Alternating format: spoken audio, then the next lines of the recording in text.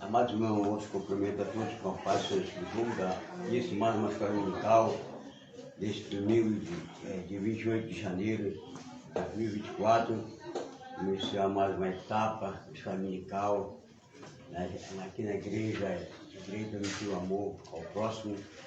Estamos estudando acerca do estudo teológico que o professor João está nos ensinando, ministrando este curso esta manhã, né?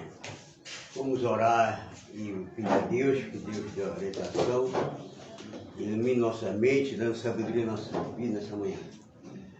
Amado Deus, Cristo Jesus, agradecemos, Pai, a Ti, Senhor, por esta oportunidade, Senhor, que nos dá, nos concede. Estamos mais um dia nesta manhã deste domingo, Pai, que nos desce, meu Pai Celestial, pela graça e a Tua misericórdia, Senhor, pela compaixão Tua, Pai, em nossa vida, Pai Celestial. Mas no domingo estamos aqui, Pai, para aprender a Tua palavra, Senhor, para nós aprender, meu Pai, aquele concernente que tem conteúdo da Tua palavra, Seu Pai, que na nossa sabedoria, Pai Celestial, para nós entendermos, compreender, Senhor, Tua palavra gloriosa, Pai Celestial. Meu Deus, meu Pai, abençoa a nossa vida nesta manhã, Pai Celestial. Agradecemos, Pai, pela noite de paz que nos desse, meu Pai, mas um dia de vida nos concedesse, Pai. Aqui estamos, meu Deus, meu Pai, para aqui, Senhor, glorificar e exaltar o Teu nome, Pai. Abençoa, Pai, o professor João, Pai, que vai dar etapas, Senhor, de estudo da escola dominical, Pai, para mais uma vez aprendermos a Tua palavra, colocar em prática tudo aquilo que possamos, Pai, relatar tudo aqui nessa terra, Pai, acerca do Teu nome. Deus da glória, Pai, abençoa a Tua família, na glória do nosso Brasil, nossa igreja também, Pai Celestial. Deus sustente Teu Espírito, Tua irmão. Aqui estou enfermo, vai curando nesta manhã, vai restabelecendo, vai restaurando, Senhor, a saúde de cada um nesta manhã, Pai. Deus eterno, agradeço, Pai, eu te peço essa graça e misericórdia em Cristo Jesus para sempre, que vive e reina para sempre. Amém. Amém. João, ministra a palavra de Deus nesta manhã.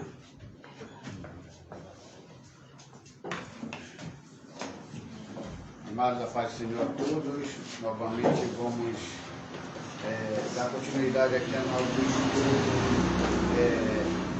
do livreto Como Conversar com as Testemunhas de Jeová. Esse aqui é uma das partes que nós extraímos de um livro que eu lancei lá no Clube dos Autores, o que você precisa saber para responder com sabedoria.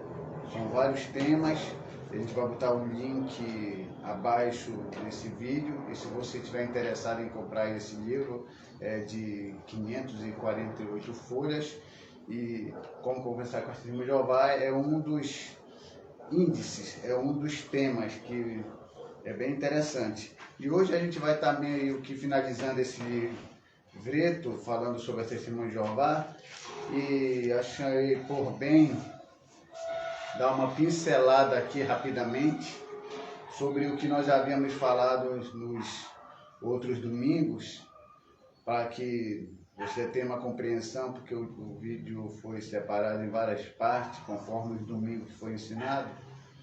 Então, a primeira questão é que nós já havíamos conversado num domingo retrasado, Jesus e Deus estão no mesmo nível?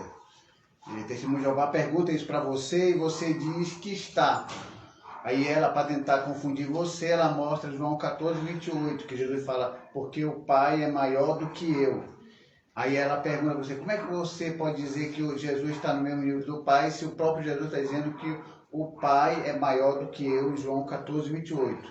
E a gente aqui ensinou e explicando para o povo que quando Jesus usou a expressão que ele era menor do que o Pai e que o Pai era maior do que ele, primeiramente Jesus estava em forma humana. Só que o Testemunho de Jeová, quando você fala que Jesus está em forma humana, ela quer uma prova de um texto em outro lugar que mostre que realmente Jesus usou essa expressão com provas bíblicas. E aí nós fomos lá para Filipenses, capítulo 2, versículos 6, 7 e 8, que Jesus, sendo Deus, mas se despiu dessa glória. É como se você enchesse um balão. E de cheio ou vazio, ele continua sendo um balão, uma bexiga. Isso não faz diferença. Mas isso não convence o testemunho de Jeová. Ela quer saber como você explica a expressão menor ou maior. Maior do que eu.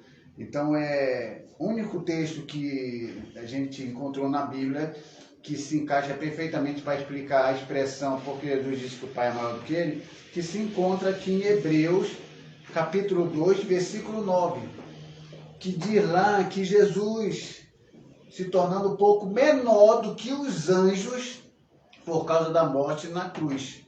Hebreus, capítulo 2, versículo 9. Jesus se tornou menor do que os anjos, por causa da morte na cruz. Se Jesus se tornou menor do que os anjos por causa da morte na cruz, então ele poderia dizer que o Pai era maior do que ele por causa da morte de cruz, por causa de estar nessa forma humana, nessa natureza humana. Então nós não temos nenhum problema com esse texto que Jesus fala que o Pai é maior do que ele, porque ele foi até menor do que os anjos, então a expressão é totalmente coerente. Aí vem uma outra questão aqui, que Jesus é Deus.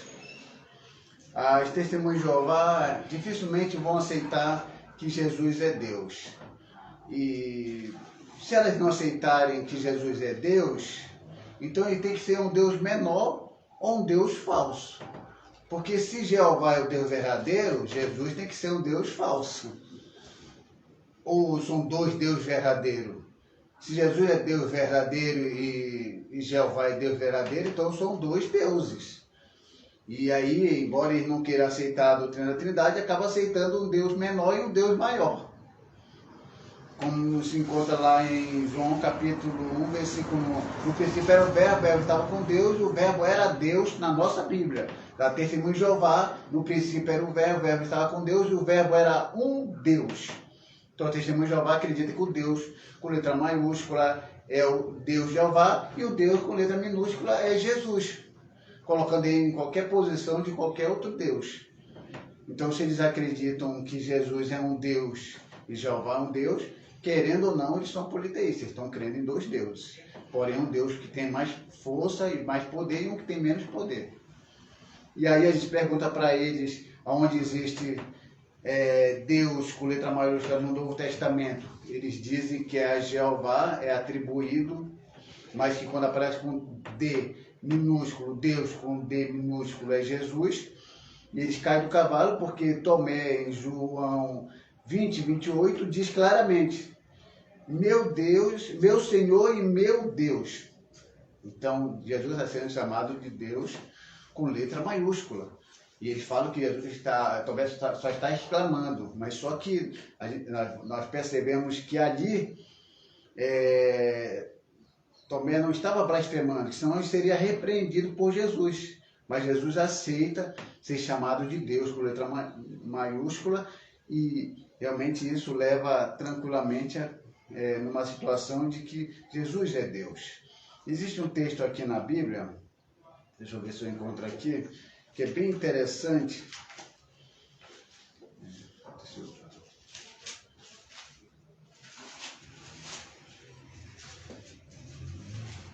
Esse é João, que fala de uma situação em que Jesus ele se coloca na posição e ele declara que ele é Deus.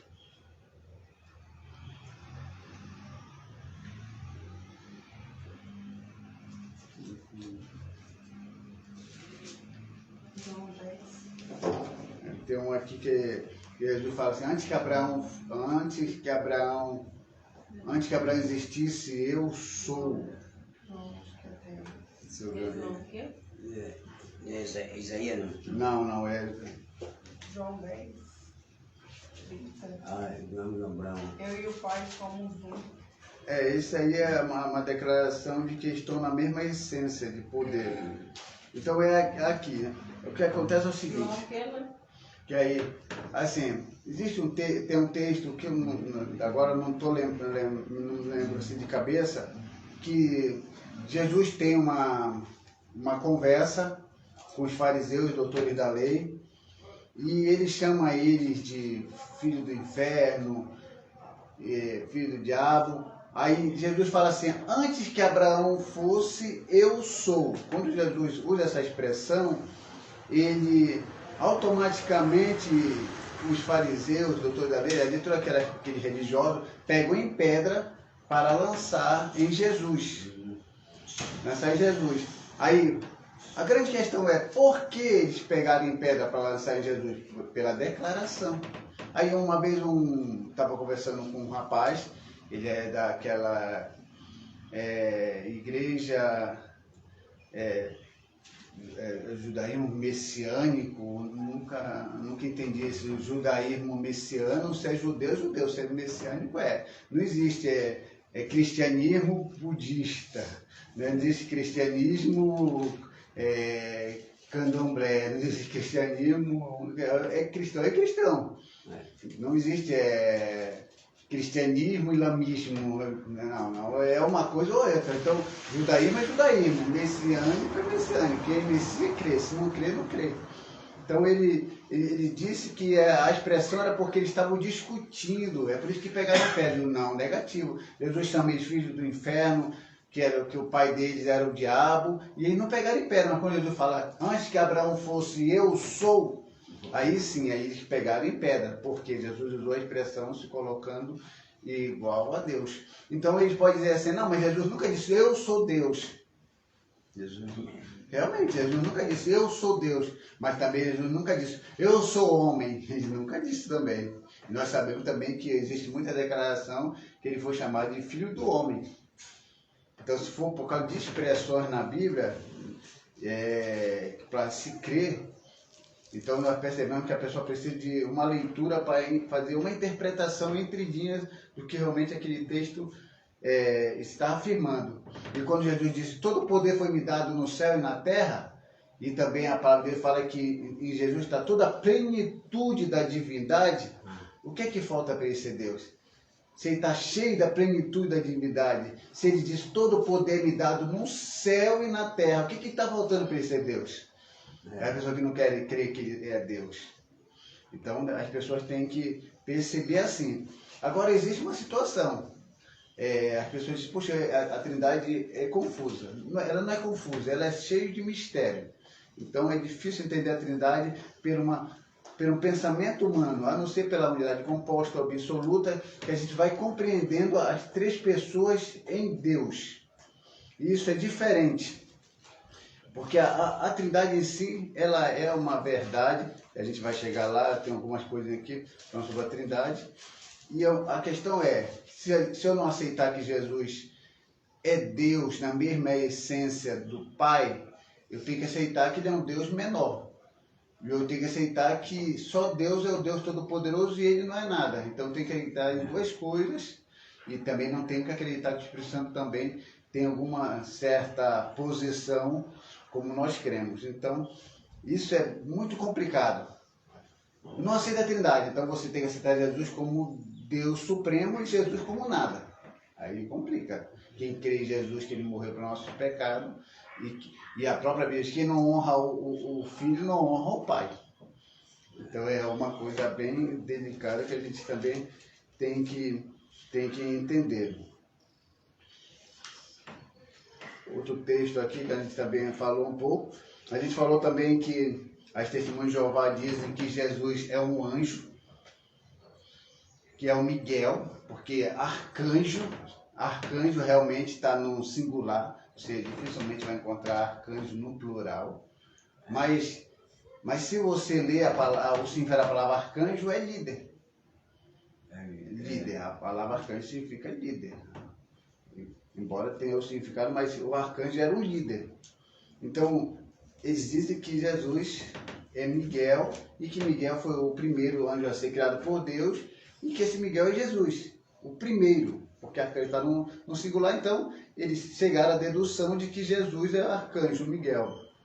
Só que arcanjo, que é líder, Existia o líder dos querubins, dos serafins e tudo. Então, não existia só um arcanjo. Existiam outros arcanjos que foram pegar pelo significado da palavra líder. E aí eles dizem, né, que como Jesus é o primeiro a ser criado, eles apresentam para nós, vocês que estão me ouvindo aí na internet, que Colossenses capítulo 1:15 vai afirmar que Jesus é o primeiro ser criado por Deus, que lá está dizendo, o que ele está dizendo lá em Colossenses 1:15, o qual a imagem do Deus invisível, o primogênito de toda a criação. Então eles pegam esse texto para dizer que Jesus é a imagem visível de Deus, ele é o primogênito de toda a criação. Então eles pegaram essa palavra primogênito, tomaram posse de um só significado, que primogênito realmente quer dizer primeiro. Esse é o primeiro significado. Se você for no dicionário Aurélio, você vai ver que primogênito significa primeiro. Mas quando a gente vai para a Bíblia e vai lendo a palavra do Senhor, a gente vai vendo que a palavra primogênito não significa só primeiro. Ela também tem outro significado quando se diz a respeito de Cristo. E a gente encontra outro significado para a palavra primogênito lá em Salmos 89, versículo 27. Lá em Salmo 89, 27, Davi, que é o filho mais novo e o último nascido na casa de Jessé, é chamado de primogênito. Então, se a palavra primogênito tivesse um significado tão forte na Bíblia como sendo o primeiro, então aqui Davi não seria chamado de primogênito. E Davi aqui em Salmos 89, versículo 27, é chamado de primogênito. Deus reverteu a data de nascimento de Davi. O que realmente Deus quis dizer quando ele foi chamado de primogênito? É que ele seria elevado acima das posições e acima dos outros, autoridade e poder. A palavra primogênito significa elevado na posição, autoridade e poder. Então, como Jesus é chamado de o primogênito da criação, não quer dizer que ele foi o primeiro a ser criado. Isso tem um significado de que ele está acima, que ele tem autoridade e que ele tem poder. Essa é a grande realidade. E a gente entendendo isso, a gente começa a compreender que realmente Jesus não é um ser criado, mas ele é incriado, porque através de Jesus todas as coisas foram feitas e sem ele nada do que existe se fez. Então Jesus é Deus e Jesus não é anjo, como eles querem afirmar. E aí eles chegam para uma outra situação, eu estou dando pincelada rápida até chegar, que o nome de Deus é Jeová. A questão é que o nome de Deus é Jeová, eu quero deixar claro que se você orar a Jeová agora, ou Iavé, ou Javé, ele responde. Porque ele sabe a sinceridade de nossos corações e ele sabe que nós não sabemos a pronúncia original do nome de Deus. Que o nome de Deus verdadeiro, que não deveria ser falado em vão, se perdeu na história. Então nós temos aqui o tetragrama hebraico, que todos, o Google ou qualquer lugar aí, vai afirmar que são essas 4 consoantes, que é Y, H, W, H, Yud, Re, Vav, Re, que é o tetragrama hebraico. Essas 4 consoantes é o nome de Deus, que ninguém, nem um judeu perito, consegue decifrar, consegue a pronúncia original dessas 4 consoantes, Y, H, W, H, que é chamado de tetragrama hebraico. Era um nome muito respeitado, que até quando estavam se escrevendo um livro, quando chegava no nome de Deus, trocava-se todos os materiais para escrever o nome de Deus, porque o nome de Deus era respeitado. E quando se estava se lendo o nome de Deus, que ia se ler o nome de Deus, se pronunciava Adonai, porque Adonai quer dizer Senhor. Então, Então, o que aconteceu para que surgisse a palavra Jeová aqui no Brasil? É que da palavra Adonai, tiraram as vogais e introduziram entre as consoantes, as 4 consoantes, que é do tetragrama hebraico, que vai dar o som de Yahvé ou Javé. Isso quer dizer o quê? Que sem as vogais de Adonai entre a tetragrama hebraico, ninguém sabe a pronúncia. Se você perguntar, se você escrever para um testemunho de Jeová e chegou na sua casa, pegue um papel, uma caneta, escreva YHWH, que é o tetragrama hebraico. Você pode jogar até no Google para você ver sobre o tetragrama hebraico. E diga para ele, lê para mim esse nome aqui. Se ele for esperto, ele vai dizer, não, esse nome, nós não sabemos a pronúncia original. Se ele falar é Jeová, não é Jeová, porque não está com as vogais de Adonai. Então eles não têm resposta para isso. E já tentaram decifrar e tudo o nome de Deus, mas o nome de Deus verdadeiramente se perdeu na história e nós não sabemos. Então, todas as vezes que vai se falar o nome de Deus, é preferível que se fale Adonai e não é Jeová, como eles querem entender. Mas se você orar Jeová, ele vai responder, ele sabe que nós não sabemos realmente a grande questão. E também nós falamos também aqui se Jesus é o Deus Todo-Poderoso. Sabemos que quando Jesus fala todo poder me dado no céu e na terra, se é todo o poder dado a ele, claro que ele é o Deus Todo-Poderoso. Mas isso não serve para testemunho de Jeová. E a gente tem um texto na Bíblia, lá em Apocalipse, bem ali do capítulo 1 até o versículo 8, e também o 7 e 8, em que no versículo 8, Jesus é chamado de Deus Todo-Poderoso, na nossa Bíblia. Mas só que na Bíblia, só que na Bíblia da testemunha, só que na Bíblia da testemunha de Jeová é diferente. Por quê? Na Bíblia da testemunha de Jeová não tem lá Senhor, que é Kyrios, tem lá o que? Jeová. Eles tiraram a palavra Senhor e introduziram a palavra Kyrios. Só que quando a gente vai ler o versículo 7 do capítulo 1 de Apocalipse, o versículo 7, você pode ler lá no Apocalipse, versículo 7, fala que alguém que foi transpassado, alguém vem vindo, que foi transpassado. Aí o versículo 8 do capítulo 1 de Apocalipse, na nossa Bíblia está dizendo que é o Alfa e o Ômega, diz o Senhor, o Deus Todo-Poderoso. Aí eles tiraram o Senhor e colocaram Jeová. Só que eles estão desligando o versículo 7 do capítulo 1 de Apocalipse do versículo 8. Quem foi transpassado? A Bíblia fala que um que foi transpassado. Quem está vindo? Um que está vindo. Só que no versículo 8 ele está falando que Jeová está vindo. São dois que estão vindo? Não, o texto está falando que só um que vem. Então eles colocaram forçadamente a palavra Jeová ali para não afirmar que Jesus também é o Deus Todo-Poderoso. E ele é o Deus Todo-Poderoso. Aí nós podemos perceber que em Apocalipse 22, versículo 12 e 13, Jesus fala, eis que venho depressa. Eu sou o Alfa e o Ômega, o primeiro e o último. Jesus afirma que ele é o Alfa e o Ômega, o primeiro e o último, exatamente o que é afirmado lá no versículo 7 do capítulo 1 de Apocalipse.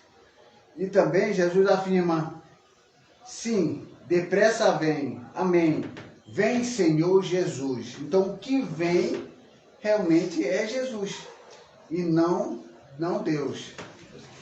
Rapaz, sim, rapaz, só ligar aqui.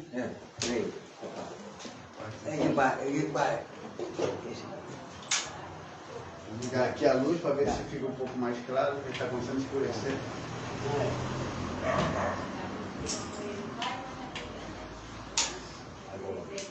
Agora acho que ficou um pouco mais claro. Começou o tempo fechar e começou a ficar um pouco mais escuro.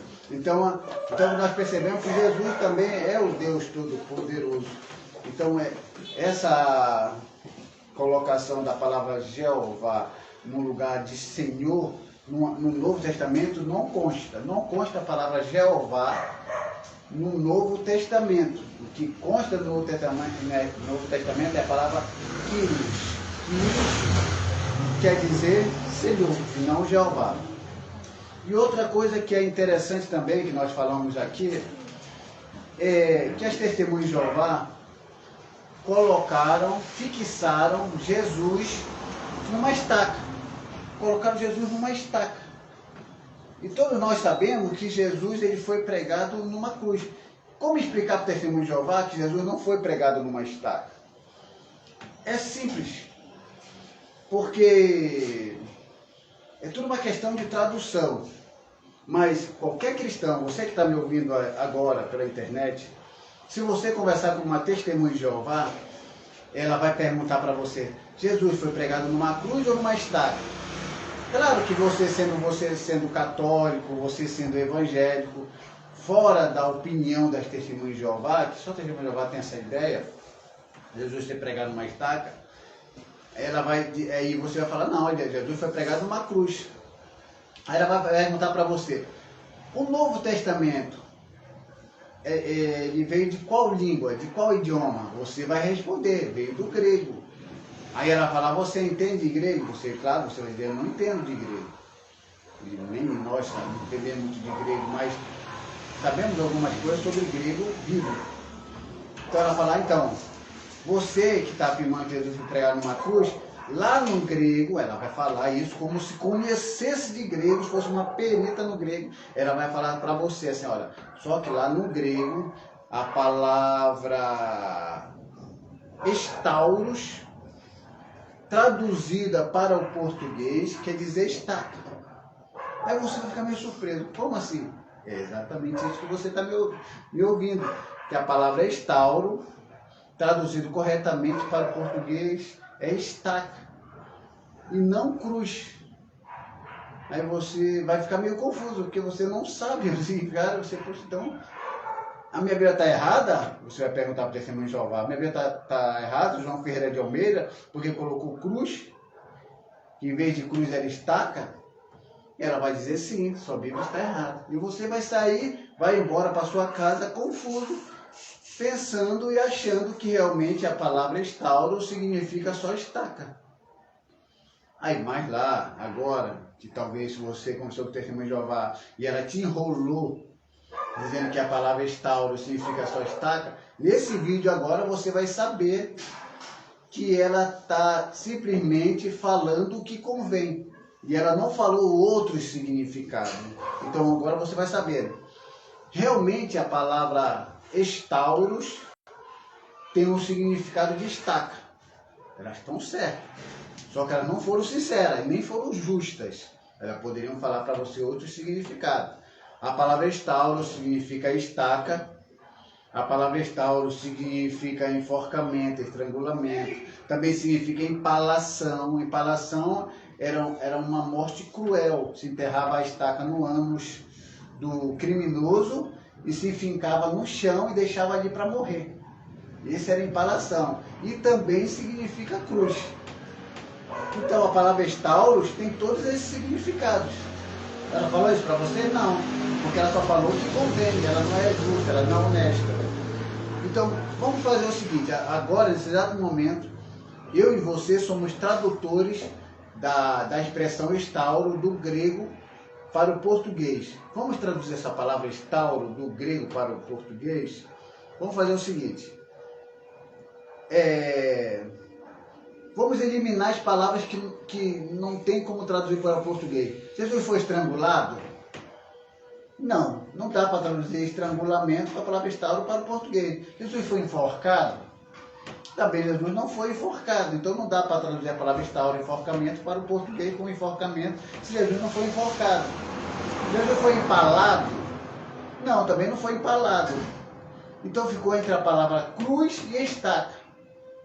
E cruz e estaca já é um pouco mais difícil traduzir, porque a gente precisa, para traduzir corretamente, do conhecimento histórico. O contexto histórico vai trazer, o tradutor vai ler, para ele ter uma para ele ter assim, digamos, saber como interpretar. Porque se ele não tiver conhecimento do contexto histórico, ele não vai conseguir traduzir isso. E aí a gente vai começar como pesquisar isso. Primeiramente, eu vou logo dizer antecipadamente para vocês que eu vou traduzir corretamente a palavra estauro para o português como cruz. E vou mostrar para o Testemunho de Jeová que ele está errado em dizer que é estaca, a palavra estauro traduzida para o português. Primeiramente a gente vai ler João 20 e 25. O que João 20 e 25 diz? João 20 e versículo 25 diz que Tomé fala uma coisa bem interessante. Se eu não vi o sinal dos cravos em suas mãos e não meter meu dedo no lugar dos cravos, vocês perceberam que Tomé fala, a menos que eu veja o sinal dos cravos, dos pregos nas mãos. Pregos é plural e não é singular. Então Tomé está falando, a menos que eu veja o sinal dos cravos nas mãos. E quando você pede uma revista da publicação das Testemunhas de Jeová, vocês podem perceber que lá na revista, Jesus está pregado dessa forma, com as mãos acima da cabeça, com um único prego nas mãos. E Tomé está falando pregos nas mãos, plural, 2 ou mais pregos. Pregos quer dizer que é mais do que um. E lá na revista da Testemunha de Jeová, eles colocaram um único prego ou um único cravo nas mãos de Jesus. Tem alguns Testemunhos de Jeová que quando nós começamos a mostrar essas provas de que era pregos nas mãos, eles ficam tão desesperados que uns chegam a dizer assim que pregos nas mãos está se referindo ao pé e às mãos. Só que a Bíblia não faz confusão, a Bíblia está falando prego nas mãos, não está falando em pé. Então essa tradução da Testemunha de Jeová dizendo que é pé e mão é um desespero. Aí tem outros que eu já conversei e ficaram mais desesperados ainda, disseram que Jesus foi pregado com as mãos ao lado da estaca, desmentindo até o desenho da própria revista, que Jesus foi pregado assim, com a mão ao lado da estaca, para ser 2 pregos. É o desespero, a gente entende, é o desespero deles para não querer aceitar que Jesus foi realmente pregado de braços abertos para a humanidade. E outra prova de que Jesus não foi pregado numa estaca, Jesus foi pregado numa cruz, é que é Mateus, outra prova. Eu li para vocês João 20, 25. Agora eu vou ler Mateus 27, 37, que diz claramente que Jesus não foi pregado numa estaca, pela declaração do que vamos acabar de ler aqui. Não tem como colocar essa plaquinha nesse espaço que vocês vão entender logo quando eu acabar de ler aqui. Olha o que diz aqui em Mateus 27, 37. Por cima da sua cabeça puseram escrita a sua acusação. Este é Jesus, o Rei dos Judeus. Vocês entenderam o que eu li? Eu vou ler de novo. Por cima da sua cabeça. Sobre a sua cabeça. Então vamos entender. Se a inscrição estava acima da sua cabeça, pregado numa cruz, fica perfeito. Sobre a cabeça, acima da cabeça, aqui sobre a cabeça, fica perfeito. Jesus pregado numa cruz. Agora, Jesus fixado com as mãos cruzadas acima da cabeça, esse espaço entre a mão e a cabeça não dá para colocar numa placa. Então a placa que eles colocaram, segundo o desenho deles, colocaram sobre a mão. E a Bíblia fala que está sobre a cabeça, acima da cabeça, enquanto que eles colocaram acima das mãos, sobre a mão. Também fugindo realmente do que está aqui declarado no livro sagrado. Então Jesus foi pregado numa cruz e não numa estaca. Só aceita quem Jesus pregado numa estaca quem não conhece a Bíblia, quem não conhece as declarações.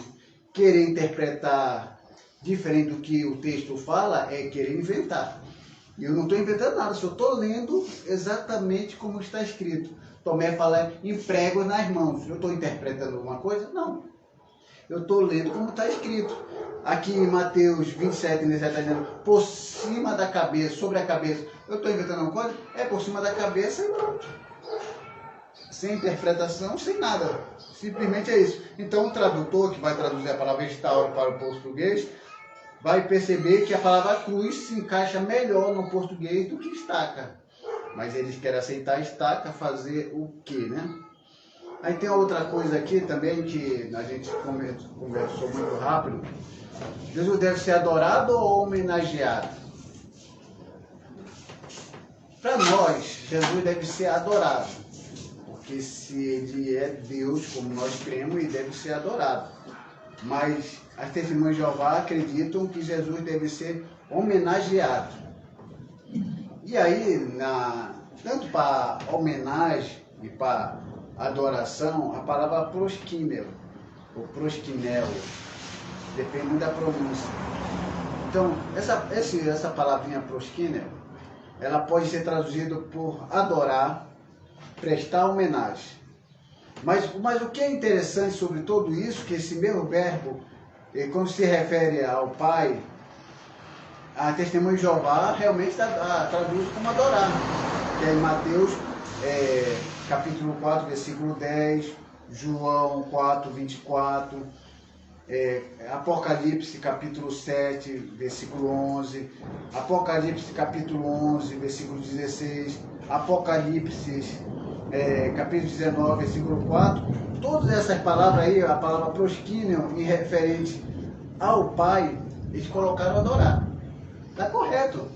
Deus Pai tem que ser adorado. Não tenho nada contra. Até eu também aceito que Jeová, como eles pronunciam, e Deus também responde, nós chamamos Jeová, se botar prosquíneo lá, adorar o Pai, está tudo certo. Agora, só que essa palavra prosquíneo também parece também em se tratando do diabo. Quando se trata do diabo também, eles traduziram prosquíneo também para adorar, que é em Lucas capítulo 4, versículo 7, Mateus capítulo 4, versículo 9, Apocalipse 22, versículo 9, em referente ao diabo, eles colocaram a palavra prosquíneo, adorar. Por que não botaram prestar homenagem? Reverenciar, né? Eles colocaram adorar para o diabo. Agora, se tratando dos anjos, a palavra prosquíneo também aparece como adorar. Em Apocalipse 22, versículo 9. Referente a anjo. A Deus, Pai, tudo bem, prosquíneo, adorar. Aos anjos, prosquíneo, adorar. E ao diabo, prosquíneo, adorar. E referente agora ao homem. Referente ao homem, Apocalipse capítulo 14, versículo 9, Apocalipse 16, versículo 2. Referente ao homem, eles colocaram prosquíneo, adorar também. Ora, para Deus, para o diabo, para anjos, para homens, toda essa palavra onde apareceu prosquíneo, eles colocaram adorar. Então, o que eu percebo aqui, que é mais uma perseguição ao nome de Jesus, do que qualquer outra coisa. Aí quando aparece Jesus, aqui, vamos ver aqui, você percebeu que todas estas passagens, o verbo prosquíneo foi traduzido por adorar, mas quando este mesmo verbo aparece com referência a Jesus, aí esse mesmo verbo aparece em referência a Jesus, prosquíneo, que é em Mateus capítulo 2, versículo 2 e 11, eles colocaram prestar homenagem. Em Mateus capítulo 8, versículo 2, prestar homenagem. Mateus capítulo 9, 18, prestar homenagem. Mateus 14, 13, prestar homenagem. Mateus capítulo 15, 25, prestar homenagem de novo. E Marcos capítulo 15, 19, prestar homenagem. João, capítulo 9, 38, prestar homenagem. Isso não é uma perseguição? Nenhum dessas passagens que foi referente a Jesus, eles traduziram adorar, que era prosquínio. Porque para o diabo prosquínio, adorar. Para o homem prosquínio, adorar. Para anjo, prosquínio, o prosquínio, adorar. E referente a Jesus, que é prosquínio, e por que não traduzir adorar? Prestar homenagem. Vocês não dá para perceber que é uma perseguição ao nome de Jesus? É uma perseguição ao nome de Jesus. Porque se eles traduzirem adorar para todo mundo, quando chega em Jesus é prestar homenagem. Isso é uma perseguição ao nome de Jesus. E eles falam que não estão perseguindo, não. Então o que, é que a palavra fala? Quem não honra o filho, não honra o pai. Então o testemunho de Jeová, não estou dizendo que eles vão se perder por causa disso. Se eles não honram a Jesus, porque aqui é uma desonra. Prosquina para adorar para todo mundo, quando chega em Jesus é prestar homenagem. É uma perseguição ao nome de Jesus. Então quem não honra o filho, não honra o pai. E aí depende muito do que Deus vai resolver como lidar com esse povo. Porque Deus, ele vê o povo com uma visão. E vê quem ensina o povo com outra visão. Porque Deus vai prestar conta é quem ensina com consciência esse povo a errar. Aí é outra coisa. Cabe a Deus fazer o julgamento dele. Então o que acontece? No original grego, o nome Jeová não consta no original grego. O nome Jeová, se você vê o nome Jeová no Novo Testamento, não consta Jeová, porque Jeová é uma palavra hebraica, que é do tetagrama hebraico. Trouxeram uma palavra hebraica e colocaram no meio do grego. E sabe quantas vezes colocaram a palavra Jeová no Novo Testamento? 237 vezes no Novo Testamento, que não consta no grego. A palavra Jeová, 237 vezes. E isso aí está trazendo o que? Uma grande situação para eles, de que eles realmente estão forçando a barra. Onde aparece a palavra Kyrios, Senhor, tiraram o Kyrios, Senhor, e colocaram Jeová. 237 vezes. Ok. Outra parte também que é testemunho de Jeová nos acusa. Vocês não respeitam o nome de Deus. Eles falam que a gente não respeita o nome de Deus, a gente não honra o nome de Deus. Porque se você abrir a Bíblia Testemunho de Jeová, tem Jeová para todo mundo, para todo lado. Está errado? Não. Não está muito correto jogar no Novo Testamento quando não tem nenhuma ligação com o Antigo Testamento. Então eles falam que todas as vezes que nós colocamos a palavra Senhor em cima da palavra Jeová, a gente está desonrando o próprio Deus. E isso realmente, para quem não sabe, fica invocado realmente. Porque ele fala Senhor é um pronome de tratamento. Você vai chamar de Senhor para Deus? É Senhor para Deus? Enquanto na nossa Bíblia aqui tem a palavra Jeová, vocês tiraram a palavra Jeová e colocaram o Senhor no lugar. E aí? Parece até que ele está desonrando, né? Vocês estão tirando o nome sagrado, porque na Bíblia hebraica está lá o tetagrama hebraico realmente.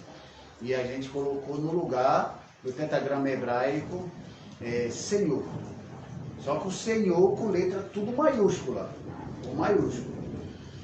Então, como explicar isso?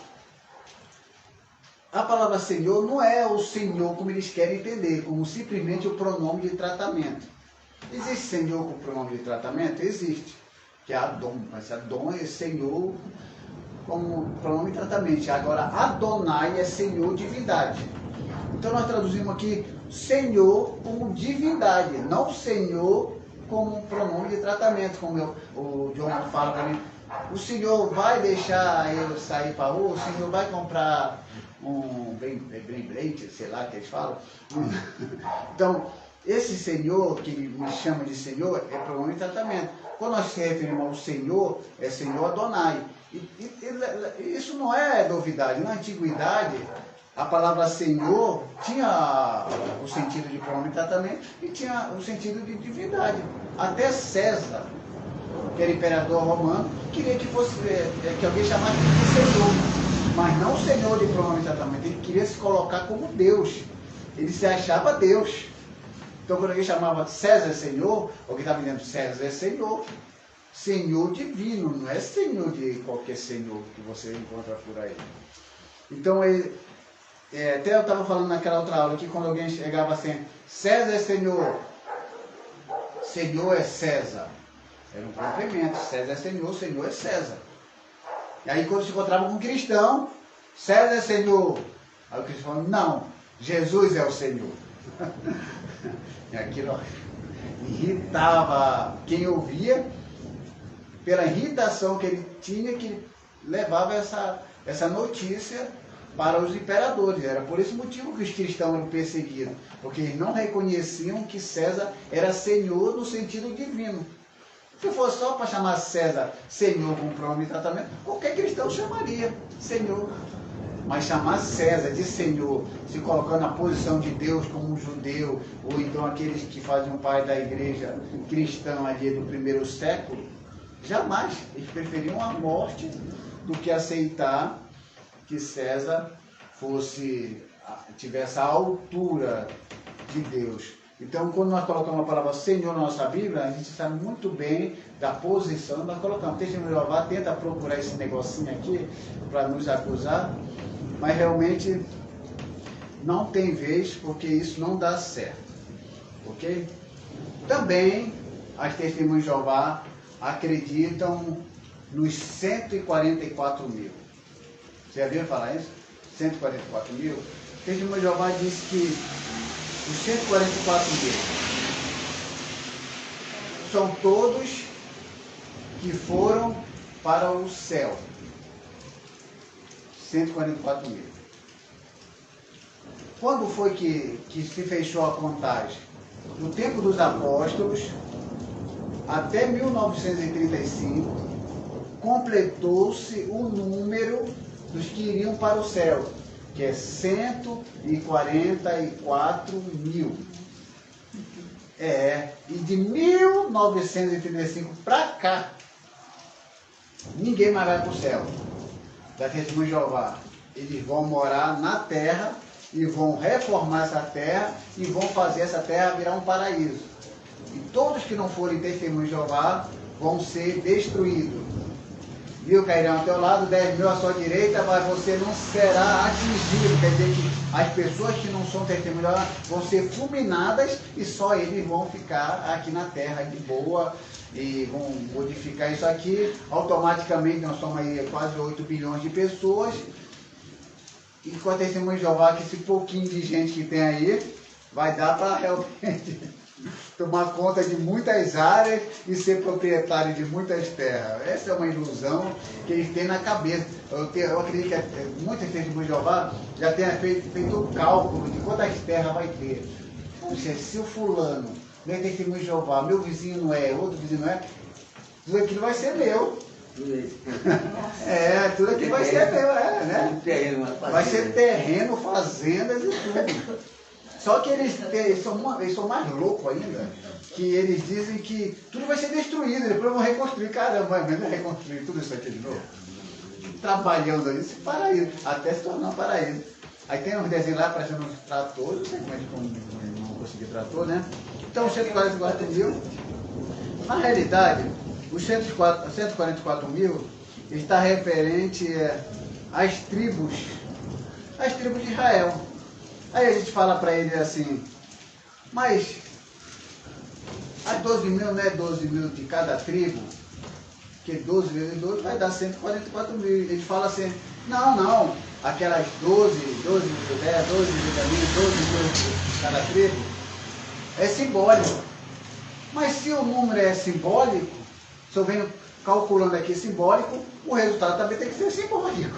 Não, o resultado de 144 mil é verdadeiro, mas a contagem não é. Olha aqui, quando observamos o livro sagrado, podemos perceber de imediato quem são realmente os 144 mil. Isso fica claro quando consultamos Apocalipse, capítulo 7, versículo 4 e 8. E perguntamos a Testemunha de Jeová, que os 144 mil são os filhos de Israel. Elas imediatamente dizem que se trata de todos aqueles escolhidos dentre as nações para fazerem parte dos 144 mil. E quando perguntamos, e os 12 mil de cada tribo? isso não quer dizer nada, eles dizem que esses números são simbólicos. Mas se multiplicarmos 12 vezes 12 mil, vai dar 144 mil.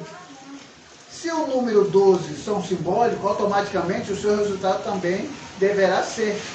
Então já percebem que quando eles querem puxar para o lado deles, eles puxam.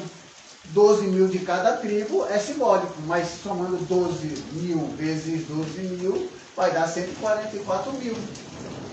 Os 12 mil é simbólico, mas os 144 mil não é simbólico. Como isso é possível? Mas para ele é possível. O que a gente crê é que na casa do Pai há muitas moradas. Não há uma quantidade limitada como eles querem entender.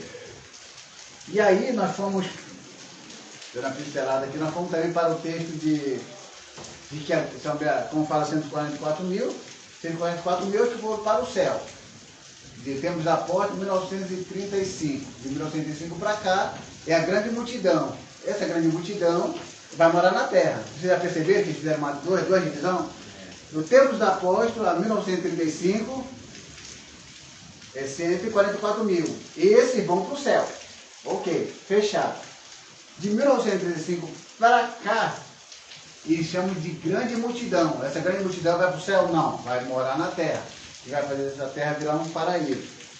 E aí nós perguntamos, como nós falamos naquela aula, e aí você pergunta para um testemunho de Jeová: eu vim dizer que vocês vão fazer parte de uma grande multidão que irá morar sobre a terra? Isso é verdade?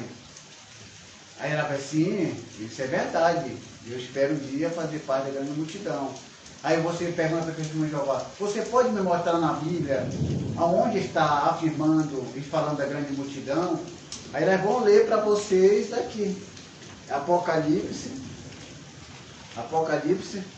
deixa eu ver aqui, onde que ela vai ler aqui. Apocalipse, capítulo 7, versículo 9, que fala, né, que da grande multidão de povos, de línguas, de tudo, e ela fala: eu espero fazer parte dessa grande multidão. Ela vai mostrar para você, né? Apocalipse, capítulo 7, versículo 9. Aí você ouve ela atentamente, ela afirmando que vai fazer parte da grande multidão. Aí você, no mesmo capítulo, no capítulo 7, lá para o versículo 15, aí você aponta para o versículo 15 e fala, e pergunta para ela assim: mas Apocalipse, capítulo 7, versículo 15, não coloca a grande multidão diante do trono de Deus? Não coloca?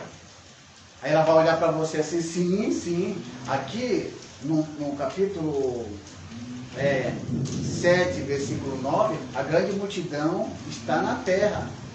E aqui no versículo 15, ela estando na terra, ela está diante do trono de Deus, a grande multidão. Então nós, a grande multidão, vai estar diante, sim, do trono de Deus. Aí você pergunta para ela: mas só que aqui no versículo 15, do capítulo 7 de Apocalipse, não está dizendo onde é que essa grande multidão está, no céu, na terra. Não está falando a localização da grande multidão. Mas se você ler comigo claramente aonde fala da grande multidão e a localização dela, a gente pode ler um outro texto. Você pode ler na sua própria Bíblia, você pede para testemunho de Jeová ler na própria Bíblia dela. Lê aí Apocalipse, capítulo 19, versículo 1. Que é Apocalipse 19, 1. E o que é que o testemunho de Jeová vai ler lá? O testemunho de Jeová vai ler lá o seguinte: que é que diz aí, 19:1, que fala: e aí vai haver uma grande multidão no... Depois dessas coisas, ouvi do céu uma grande voz e numerosa multidão dizendo: aleluia, a salvação e a glória e o poder sobre nosso Deus. Você vê que aí ela vai ler. E depois destas coisas, ouviu que era com uma voz alta de uma grande multidão no céu. Aí você vai dizer para ela assim: uma grande multidão aonde? Aí ela vai responder, ela vai dizer assim: uma grande multidão na terra, cara de pau. Aí você vai dizer: não, leia de novo o texto. Leia o texto de novo, se ela está dizendo terra. Ah, aqui está dizendo céu. Aqui está dizendo céu, mas a grande multidão vai ficar na terra. Aí você fala, como você pode afirmar que a grande multidão está na terra, se a Bíblia está falando claramente uma grande multidão no céu? Você vê que o testemunho de Jeová, ele olha para o preto e diz que é branco. Você está mostrando para ele e ele está pegando uma interpretação para afirmar exatamente o que ele quer crer. Vê que é uma coisa da cabeça dele mesmo, é uma coisa complicada realmente. Então, aqui está comprovado de que a grande multidão não vai ficar na terra, a grande multidão vai estar no céu. Isso aí deve ficar claro. E aí nós falamos também sobre o pecado da transfusão de sangue que eles creem. A transfusão de sangue não é a mesma coisa de comer sangue, não é a mesma coisa de transfusão de sangue. Mas eles pegaram essa interpretação e disseram que transfusão, comer carne com sangue, é transfusão de sangue. Aí eu até mostrei para vocês que se eles insistem que Levítico capítulo 7, versículo 26 e 27, comer sangue é a mesma coisa de transfusão de sangue, então a gente mostra para ele Levítico capítulo 3, versículo 17, que lá diz, não deveis comer nenhuma gordura, nem sangue algum. Lá está proibido até comer gordura. Aí vem aquela pergunta, por que você recusa a transfusão de sangue, mas come gordura? Vocês não estão simplesmente pegando uma só parte desse peixe e o resto? Ele pega lá comer carne, com transfusão de sangue, continua comendo gordura e não é proibido entre eles. Está pegando só uma parte do que interessa. E isso faz com que eles realmente fiquem nessa situação, acreditando nisso. Uma coisa eu sei, o dia que a Testemunha de Jeová permitir a transfusão de sangue, todos esses testemunhos de Jeová que defendem a transfusão de sangue vão fazer vista grossa e vão aceitar a transfusão de sangue tranquilamente, porque quem manda lá não é a palavra de Deus, quem manda lá é o que a Torre de Vigília afirma. Se a Torre de Vigília dizer, isso aqui é proibido, é proibido. Se a Torre de Vigília dizer, isso aqui não é mais proibido, eles vão aceitar de boa, porque eles não estudam a Bíblia. Eles são intermediados, eles são alienados, e eles fazem o que eles querem que seja feito. Vamos lá. E essa transfusão de sangue, ela não era, não foi nem em 1944, antes de 1944, não era nem proibido. Foi de 1944 para cá que eles começaram a proibir essa proibição de transfusão de sangue. Bom, eu vou ler aqui uma questão histórica de proibições e depois que eles liberaram. A Testemunha de Jeová defenderam de unhas e dentes, aí a Torre de Vigília disse, olha, não é mais proibido. Aí eles ficaram de boa. Aí proibiram outra coisa, a Testemunha de Jeová defendeu, aí a Torre de Vigília, não, está liberado. Aí eles liberaram de novo. É sempre assim, eles não questionam a Bíblia. O que disser a Torre de Vigília lá, se um dia a Torre de Vigília disser Jesus é Deus, eles vão acreditar que Jesus é Deus. Eles não têm mentalidade própria, eles estão intermediados pelo que a Torre de Vigília diz. Olha que dizer, a maioria das testemunhas de Jeová ignora que a sua liderança, no passado, introduziu outras proibições médicas, mudando de ideia mais tarde. Em 1967, por exemplo, eles proibiram o transplante de órgão. Os seguidores deveriam preferir a cegueira a aceitar um transplante de córnea, ou morrer e se submeter a um transplante de rim. Mas depois, em 1980, os líderes reverteram esse ensinamento, permitindo o transplante novamente. Aí tem a revista aqui para comprovar que eu não estou inventando. A Sentinela, 15/11/67, página 702 e 704. Despertai, 8/6/1968, página 21. A Sentinela, 15/3/1980, página 31. Edições norte-americanas. Então essas são as revistas de que eles proibiram e depois liberaram. Aí depois vem outras proibições. Além disso, entre os anos 1931 e 1952, as testemunhas de Jeová recusaram aceitar a vacinação para si mesma e para seus filhos, porque a organização ensinava que a vacinação é uma violação direta da aliança eterna estabelecida por Deus. Se a organização suspender esta proibição, que é a transfusão de sangue, amanhã, as testemunhas de Jeová aceitarão livremente as transfusões, da mesma forma que fizeram vista grossa quando foi liberada a vacinação em 1952 e permitido o transplante de órgãos em 1980. Então você vê que eles seguem o que é dito lá. Permitiu, eles vão permitir tranquilamente. E outra coisa também que as testemunhas de Jeová não creem. Ela não crê que o Espírito Santo é uma pessoa. Quando nós falamos que o Espírito Santo é uma pessoa, nós não estamos falando que para ser pessoa precisa ter um corpo. Não. O cachorro tem um corpo, mas não é uma pessoa. O cavalo também tem um corpo, também não é uma pessoa. Então, o Espírito Santo é um espírito, mas é uma pessoa que, embora não seja exatamente como eles querem que sejam, porque eles querem que seja uma força ativa, ao vento. Então, o que acontece? Então, o Espírito Santo, ele tem corpo como persona, personalidade, ele se entristece, ele fala, ele diz, ele fala eu. E aí, o que é que nós entendemos? Eles pegam lá no dia do Pentecoste, 120 pessoas, pode ficar cheio de pessoas, eles não conseguem entender de manifestação e ação. Porque se a gente fosse pegar tudo ao pé da letra, porque o Espírito Santo está enchendo as pessoas e ele não é uma pessoa, o apóstolo Paulo também não seria uma pessoa, como ele fala, eu esteja sendo derramado. O apóstolo Paulo falou isso em Filipenses, capítulo 2, versículo 17, na tradução do Novo Mundo. Também o apóstolo Paulo falou também, já estou sendo derramado, segundo Timóteo, capítulo 4, versículo 6, também na tradução do Novo Mundo.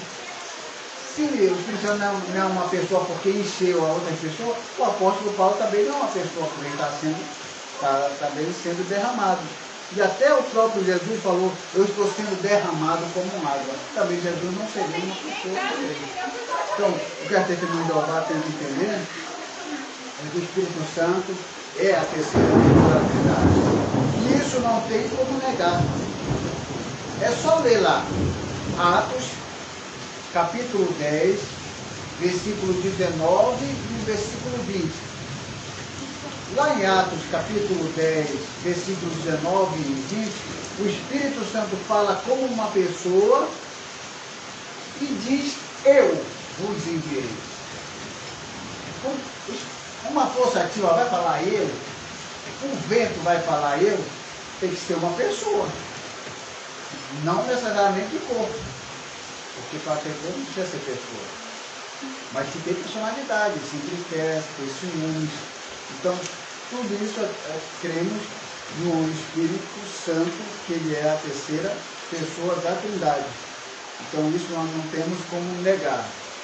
Outra coisa também que o Testemunho de Jeová fala é que é proibido aniversário. Não se pode comemorar aniversário. Não pode comemorar dia do pai, dia da mãe, nem nada. Por que ele proíbe o aniversário? Porque eles dizem que dois homens na história, que tanto foi Faraó como Herodes, eles mataram gente no dia do seu aniversário. Eles fizeram aniversário e mataram uma pessoa.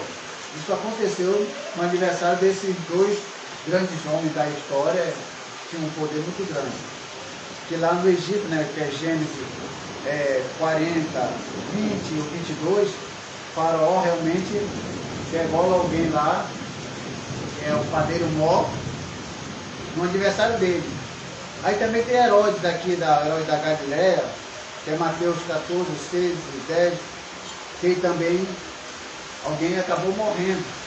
no aniversário dele, que é João Batista, o Degolado.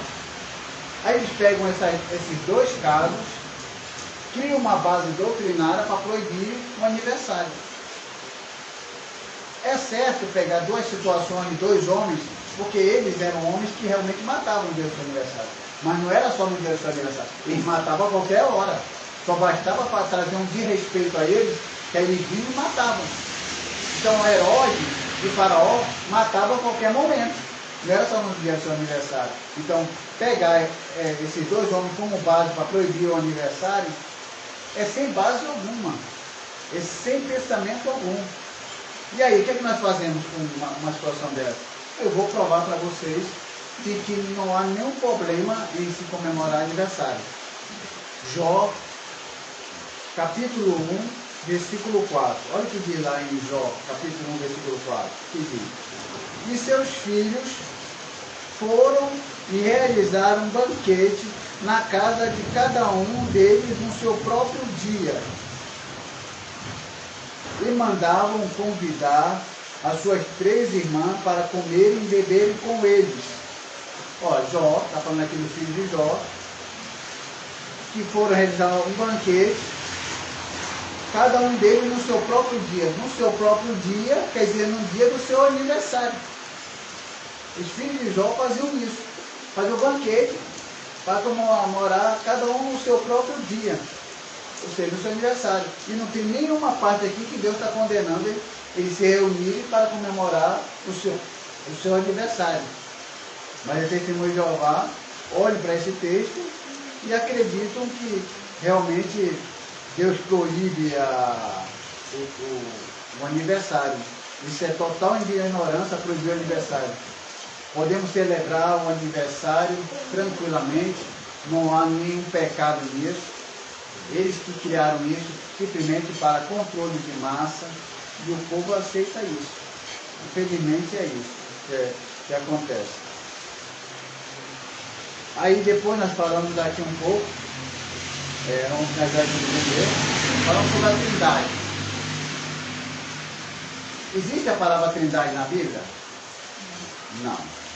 A palavra Trindade não existe na Bíblia. A palavra Trindade não existe na Bíblia. Como também não existe a palavra também testemunha de Jeová. E nem salão do reino. Hã? Não, Trindade. Não, mas Trino. Não, Trindade. Trindade nem Trino, não. Trindade não existe. A Trindade vem da origem hebraica ou grego. A Trindade é a palavra mais grega. Então, realmente a palavra Trindade não se encontra na Bíblia. Como não se encontra na Bíblia também, expressão testemunho de Jeová não existe na Bíblia. E nem salão do reino. E nem por isso eles deixam de existir. Não, só porque uma palavra não existe. Então, o planeta Júpiter também existiu antes da palavra Júpiter. Júpiter recebeu o nome, mas já existia. Quer dizer que não existia? Então, o que a gente tem que entender é o seguinte. Vou ler aqui para vocês. A doutrina da Trindade encontra-se na Bíblia antes que fosse tecnicamente chamada Trindade.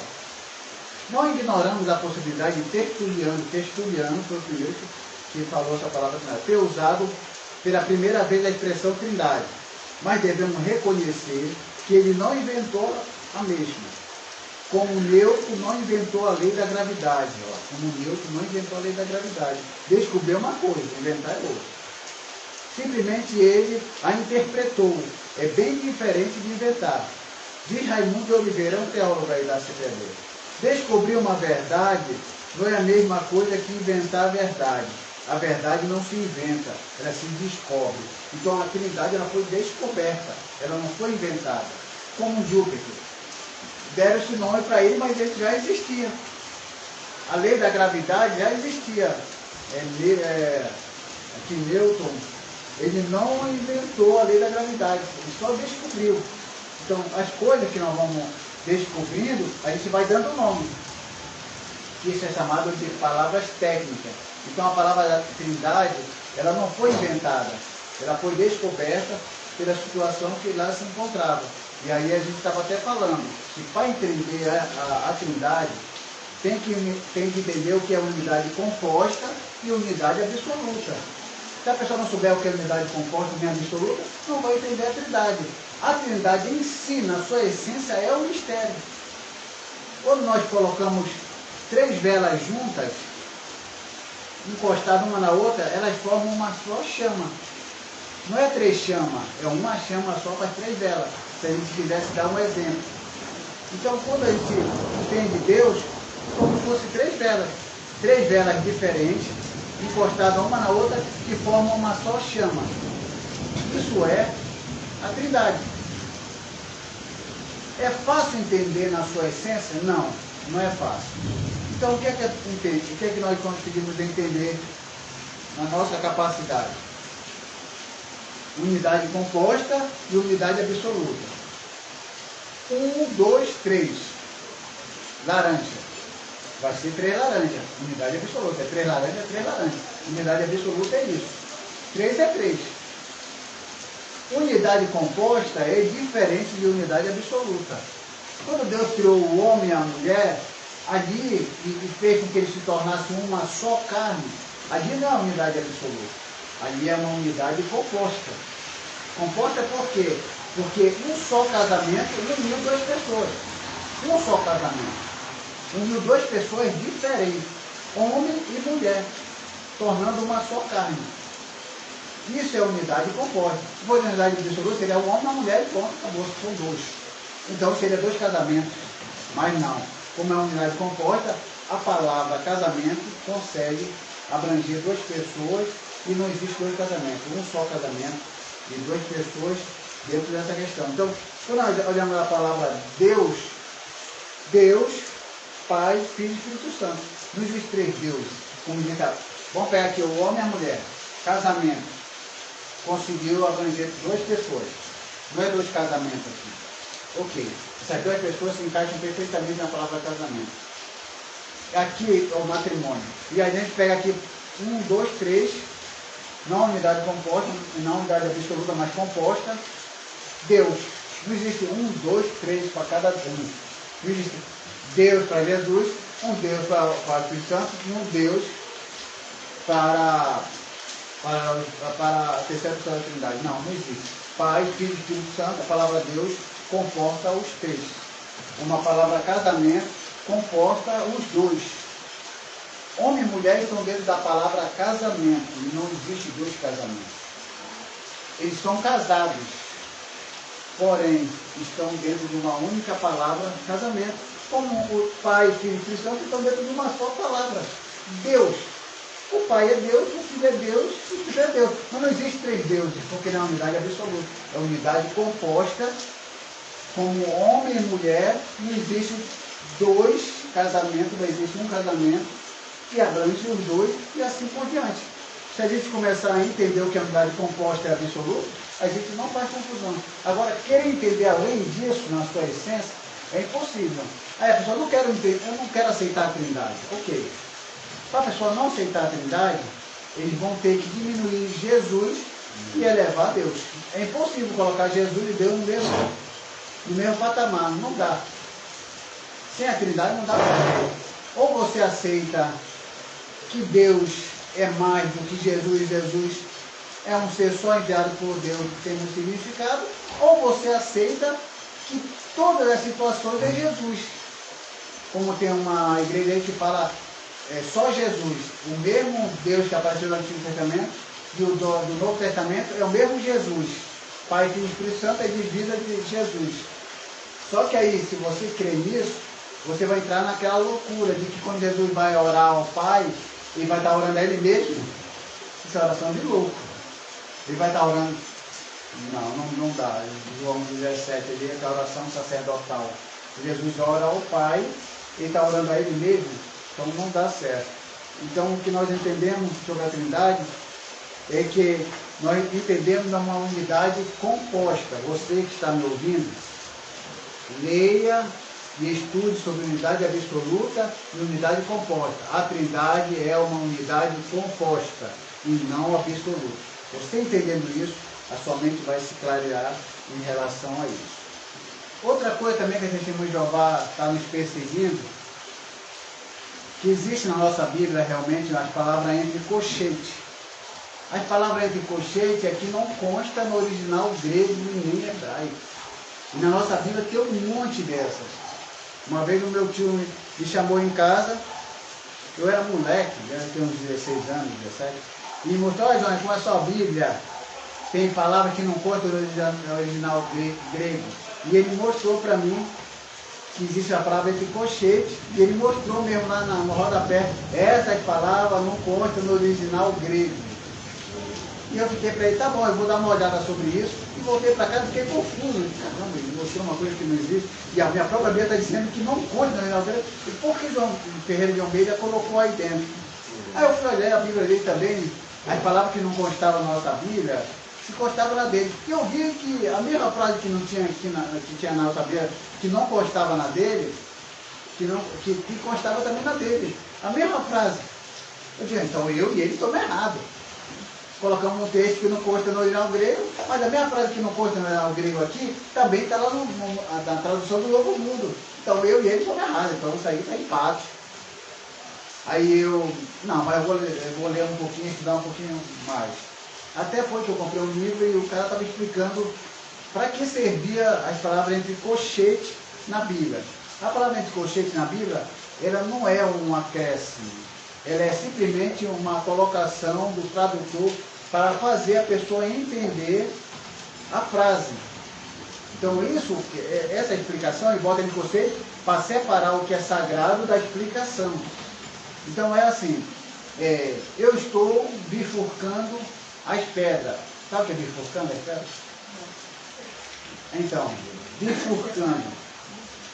bifurcando. Aí como a Alexandre disse, eu não sei o que ele estava bifurcando a pedra, então no lado da palavra bifurcando, eu abro um parênteses e coloco separando e fecho parênteses. Então você vai ter: eu estou bifurcando as pedras, bifurcando quer dizer separando, porque a palavra de colchete está explicando o que quer dizer a palavra bifurcando, separando.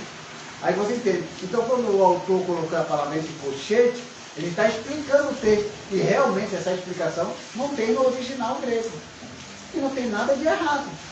E quando eu voltei para ele, para dizer: olha, tio, na sua Bíblia também não tem. Ele falou: não, deixa eu falar. E depois ele percebeu, ele foi ler na casa dele, que na Bíblia dele mesmo também tinha. Mas ele não tinha a explicação que eu tinha. Ele não estuda direito. Ele só estuda o que a Testemunha de Jeová apresenta. Por exemplo, eu sou um teólogo que eu leio publicações da Assembleia de Deus, da Batista, Espírita, leio tudo. Testemunho de Jeová não, só tem que ler a sentinela. Então a mente deles é assim, ó. Ele não tem a mente aberta. Aí eu que fui explicar para ele: não, tio, que é o seguinte, a palavra de colchete, vai explicar. Ele mesmo, Testemunho de Jeová, aceitou minha explicação. Eu tenho certeza que se alguém perguntar para ele a palavra de colchete, ele vai dar a minha explicação para outra pessoa. Testemunho de Jeová é assim, ó. Só sentinela. Ele não lê outros livros, aí é tudo difícil mesmo. Aí aqui, tem algumas profecias que a Testemunha de Jeová disse e não se cumpriram. Profecias que não se cumpriram, a Testemunha de Jeová. Em 1914, o Armagedon não ocorreu como havia sido profetizado. Falaram, o Armagedon em 1914. Que ia ter paz e tudo, e teve a Primeira Guerra Mundial. Olha, em 1920, a sociedade proclama: milhões dos que agora vivem jamais morrerão. Profetiza que a ressurreição ocorreria em 1925. E disseram que Isaac, João, Abraão iam ressuscitar em 1925. E essa profecia não aconteceu. Em 1925, a ressurreição terrena de Abraão, Isaac e Jacó não ocorreu como havia sido profetizado. Tem sido profetizado, que é a ressurreição, em 1925. Em 1968, o artigo da Sentinela, Por que espera ansioso, 1975, profetiza a probabilidade do Armagedon para aquele ano. E não aconteceu o Armagedon de novo, profecia que foi por água abaixo. Em 1975, o Armagedon não acontece como havia sido profetizado. Então, olha, o povo governante da Testemunha de Jeová, no livro Poderá Viver para Sempre no Paraíso da Terra, página 32, parágrafo 19, afirma o seguinte: não pode haver duas verdades quando uma não concordar com a outra. Ou uma ou outra é verdadeira mas não ambas. Crer sinceramente em alguma coisa é praticá-la e não tornar certa se realmente for errada. Ok, isso foi o que eles disseram. Olha, no entanto, as obras antigas produzidas pela Sociedade Torre de Vigia não são hoje aceitas pela Testemunha de Jeová, principalmente quando dizem respeito aos alarmes falsos da organização sobre o Armagedon, marcado para 1914, 1925 e 1975. Já que não pode haver duas verdades, então a Sociedade Torre de Vigia vem ensinando mentiras ao longo das décadas. Assim, a verdade apregoada pelo corpo governante não resiste ao tempo. Muitas das doutrinas tidas como verdade pelas Testemunhas de Jeová no passado, hoje são rejeitadas. Nossa, dizer, verdade do passado hoje são rejeitadas. Ó, na revista da Sentinela de fevereiro de 1881, página 188, diz: uma nova luz não contradiz a outra, nem a extingue. E, na verdade, isto é um princípio natural. Entretanto, a Sociedade Torre de Vigia diz no mesmo livro: poderá viver para sempre no paraíso na terra?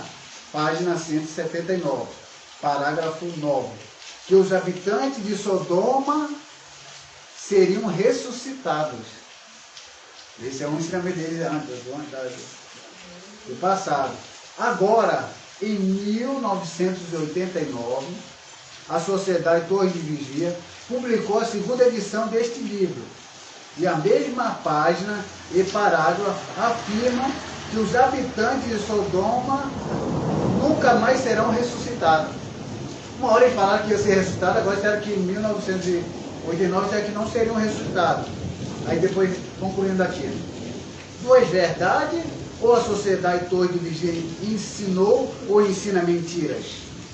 A organização já mudou, olha, a organização já mudou 8 vezes o destino dos habitantes de Sodoma numa série de sim e não. 8 vezes mudar. Vai ressuscitar, não vai ressuscitar, vai ressuscitar, não vai ressuscitar. E assim a Testemunha de Jeová vai publicando. A gente fala essas verdades, um Testemunho de Jeová que ouve isso aqui não crê nisso, porque eles estão cegos. Há uma lavagem cerebral. Os que conseguiram se libertar, eles estão tão impactados pela liberdade que estão fazendo vídeos no YouTube para revelar a verdade para o povo. E assim o povo vai sendo esclarecido cada vez mais, né? E assim, ó, finalizamos o nosso livreto aqui e eu passo a direção para o presidente da Igreja Primitiva Amor ao Próximo, pastor Raimundo Damião. É assim? É assim, pai. E ela está parada.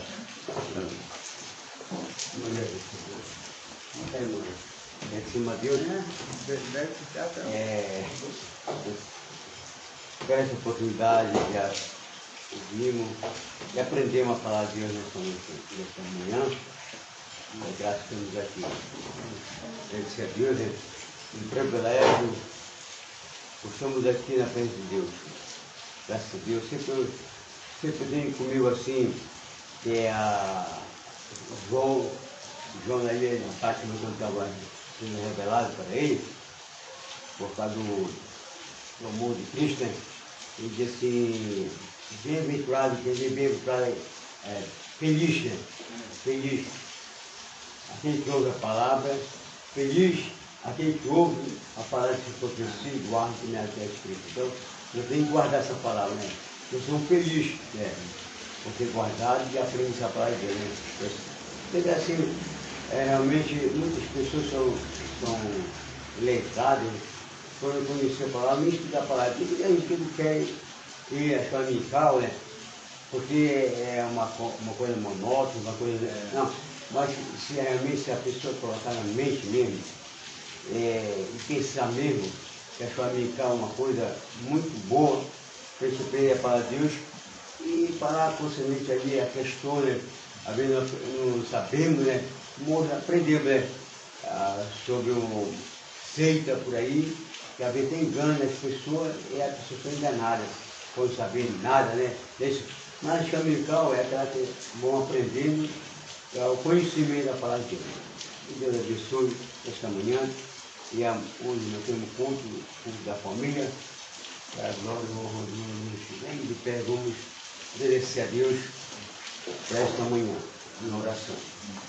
Amado Deus, Cristo Jesus, quero agradecer uma paz, pelo privilégio, pela oportunidade de Deus que nos dá nesta manhã, Senhor da glória.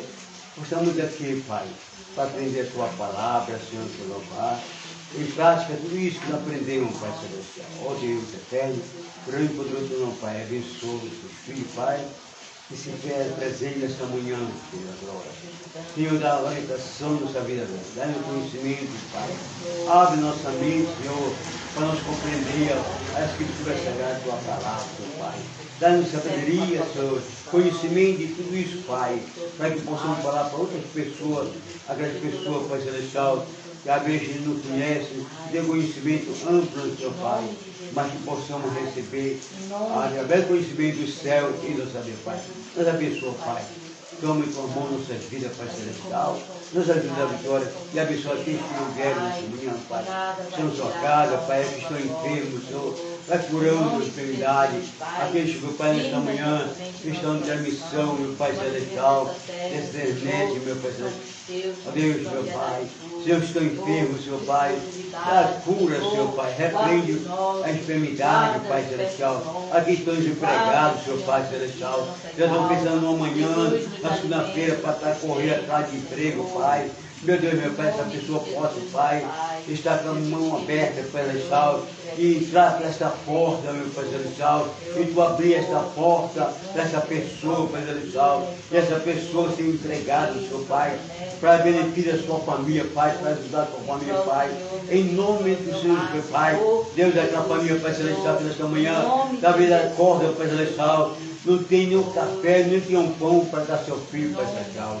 Ó Deus eterno, Pai, olha para, Deus meu Pai, olha para essa pessoa, olha para essa família, Pai Celestial, abençoa cada um, Pai, na face da terra, Pai Celestial, a questão necessária, Pai Celestial, Deus eterno, Pai Celestial, a questão, Pai, quando viemos aqui, Pai, em propósito, na Tua presença, Senhor, quando iremos sair, a regressar ao nosso lar, meu Deus, leve Tua paz, meu Deus, ó Deus, dando a graça, a misericórdia Tua, Pai, dando força, dando ânimo, dando virtude, Pai, ó Deus, nossas vidas, Pai, para que possamos estar, meu Pai, mais e mais na Tua presença, meu Pai. Rogamos, Deus, e pedimos essa gente em Cristo Jesus nesta manhã, Pai, para a glória do nome santo, meu Pai Celestial. Obrigado, Espírito Santo de Deus. Obrigado, amado Pastor Jesus Cristo, amado Deus Todo-Poderoso, soberano, nesta manhã, Senhor Pai, que posso, Pai, mais e mais, Pai, ficamos e louvamos o Teu nome santo, Pai. Ajuda, nos dá vitória, Pai, para não prosseguir nessa jornada, nessa trajetória espiritual, nossa vida espiritual e nossa vida, Pai Celestial. Agradecemos, Pai, já pedimos essa bênção e Cristo para sempre. Amém e amém. Você está na live. Domingo nós estamos aqui no Amém.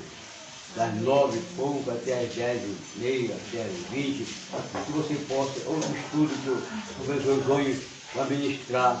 Fique atento, domingo, aguarde, e para que possamos ensinar você como deve fazer, obedecer a palavra do Senhor. Amém? Que Deus abençoe.